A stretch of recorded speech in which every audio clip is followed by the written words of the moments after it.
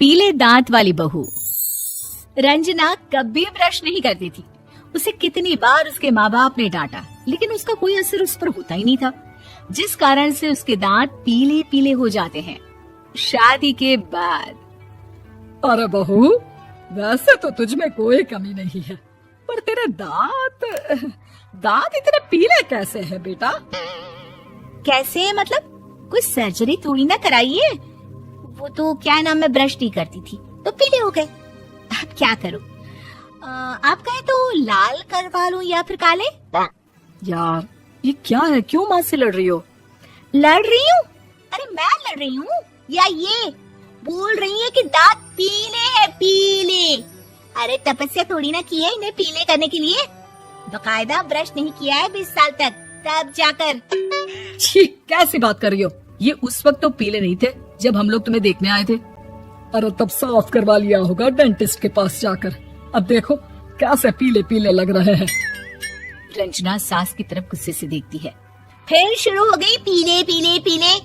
अरे पीले तो तभी थे जब मेरे हाथ का रसगुल्ला उड़ा उड़ा कर खा रही थी और बोल रही थी, लड़की नहीं गुणों का खजाना दे रहे भाई साहब आप। खैर, अब वो लोग करते भी तो क्या करते, पीले दांत वाली बहू पल्ले पड़ी थी तो झेलना तो था ही। एक दिन कीर्तन में रंजना गाना गा रही थी।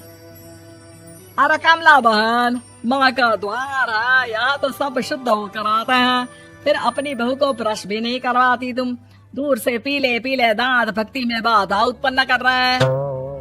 अरे कोई 2 साल के बच्चे थोड़ी ना लेकर आई हूँ मैं बहू बनाकर। अच्छी खासी लड़की है, अरे कैसे करवाऊं ब्रश? ये तो उसे खुद करना चाहिए ना। अब माँ बाप तो इसके जैसे तैसे निपटा दिए, ये नहीं सोचा कि सास कैसे संभालेगी। सास बहू को लेकर घर आ जाती है, लेकिन सोच लेती है कि अब इसे लेकर कहीं नहीं जाएगी। अगले रोज बहू कहती है, अरे क्या हो गया, मंदिर नहीं जाना क्या? कीर्तन का वक्त हो रहा है। मेरी मधुर वाणी से कान्हा जी जागते हैं और सोते हैं। आप तो जानती है ना उनकी भक्ति में कितना मन लगता है मेरा। वो क्या है ना, तबीयत ठीक नहीं लग रही है मेरी, आराम करूंगी मैं। तबीयत ठीक नहीं लग रही? अभी तो मिथुन के गाने पर नाच रही थी आप, और अब बोल रही है कि तबीयत ठीक नहीं लग रही।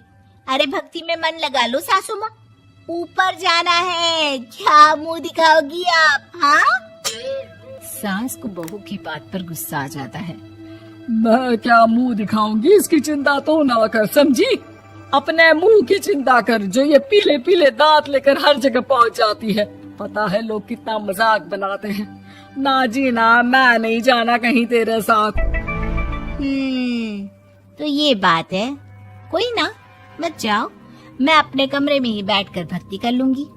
ऊपर वाला दांत थोड़ी ना देखता है, मन देखता है, भावना देखता है।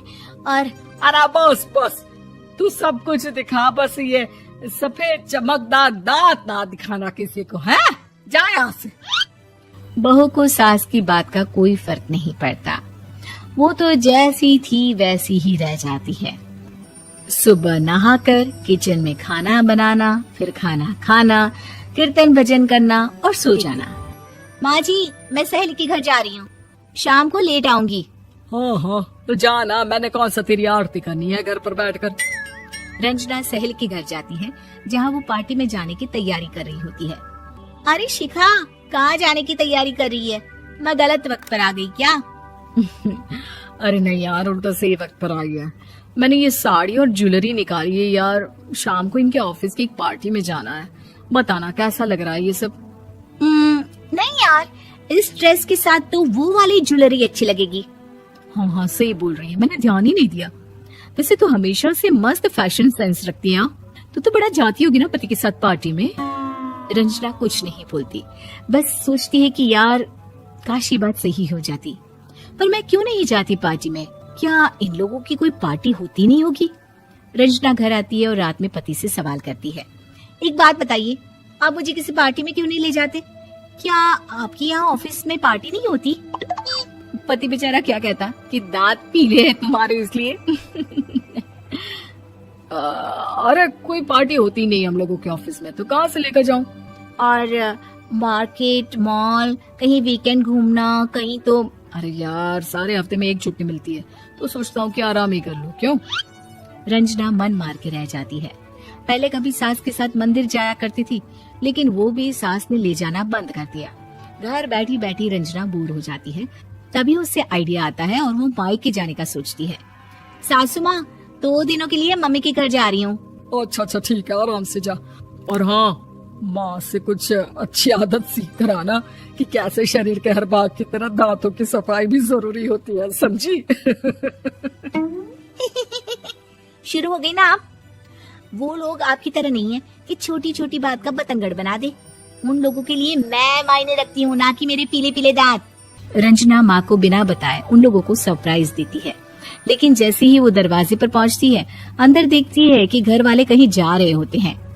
अब माँ, काश रंजना दीदी के दांतों वाली प्रॉब्लम नहीं होती तो वो भी हम लोगों के साथ चलती ना बुआ जी की बेटी की शादी में। हाँ बेटा, लेकिन अब उसे कौन समझाए कि उसको उसके पीले दांत नहीं दिखते, लेकिन उसके आसपास के लोगों को कितना एम्बैरेसिंग फील कराते हैं। मुझे तो कितनी बार उसके स्कूल की टीचर ने शिकायत की कि उसके साथ कोई लड़की बैठना भी नहीं चाहती, और ना ही कॉलेज में कोई उससे बात करना चाहता था। लेकिन पता नहीं क्यों उसे ये बात समझ में ही नहीं आती। कोई कमी नहीं है उस लड़की में, बस यही कि दांत पीले हैं। वो तो भला हो जीजा जी और उनकी माँ, जो दीदी को जैसी है वैसे ही रखा हुआ है। रंजना को अपने घर वालों की बात सुनकर बहुत दुख होता है। वो सोचती है कि वो क्या करे, लेकिन फिर वो सीधा डेंटिस्ट के पास जाती है, अपने दांत चमकाती है और कसम खाती है कि वो रोज ब्रश करेगी। अरे क्या हो गया? तुम तो 2 दिनों के लिए गई थी ना। पर कोई ना, अच्छा है, चलो आ गई तो।